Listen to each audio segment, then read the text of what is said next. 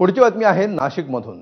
नाशिक जिल्ह्यामध्ये सुरू असलेल्या पावसामुळे गंगापूर धरण 60% भरलंय। धरणातून विसर्ग देखील वाढवण्यात आलाय। आधी 1760 क्युसेक वेगाने विसर्ग सुरू होता आणि त्याचा वेग आता 2723 क्युसेक करण्यात आलाय। त्यामुळे नाशिकच्या रामकुंड परिसरामध्ये पुन्हा पूरपरिस्थिती कायम आहे। नाशिकला पावसाचा ऑरेंज अलर्ट देण्यात आलाय।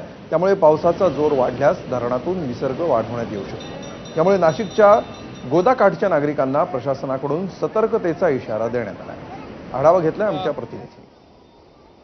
नाशिक जिल्ह्यामध्ये पावसाची संततधार सुरूच आहे। त्यासोबत धरणांच्या पाणलोट क्षेत्रामध्ये देखील मुसळधार पाऊस पडतो आहे। त्यामुळे नाशिकच्या गंगापूर धरणामध्ये एकूण जर पाणीसाठा बघितला तर तो 60% इतका झाला आहे। त्यासोबत कालपासून जो पाण्याचा विसर्ग आहे तो 1760 इतका होता आणि आज सकाळपासून पुन्हा एकदा गंगापूर धरणामधून जो पाण्याचा विसर्ग आहे तो वाढवण्यात आलेला आहे। आता गोदापात्रामध्ये 2720 इतका पाण्याचा विसर्ग गोदापात्रामध्ये सुरू आहे। त्यामुळे पुन्हा एकदा नाशिकच्या गोदावरी नदीला अशा पद्धतीने पूर आल्याचं आपल्याला पाहायला मिळतंय।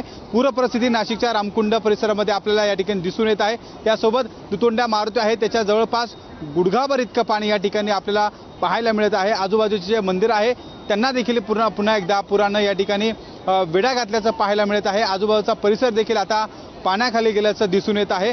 नाशिकला आज पावसाचा ऑरेंज अलर्ट देण्यात आलेला आहे। त्यासोबतच नाशिकच्या गंगापूर धरण असेल त्यासोबत इतर धरणांमधून देखील पाण्याचा विसर्ग जो आहे तो सुरू आहे आणि जर पावसाचा जोर वाढल्यास त्यानंतर देखील धरणातला जो विसर्ग आहे तो वाढवण्यात येणार आहे आणि त्यामुळे नाशिकमधल्या गोदावरी नदीच्या नदीकाठच्या ज्या नागरिकांना आहे तो सतर्कतेचा इशारा प्रशासनाच्या माध्यमातून देण्यात आलेला आहे आणि आज देखील नाशिकच्या गोदावरी नदीला अशा पद्धतीने पूर परिस्थिती आपल्याला या ठिकाणी पाहायला मिळते आहे। कॅमेरामन किरण कटेरेसह शुभम बोडके, एबीपी माझा, नाशिक।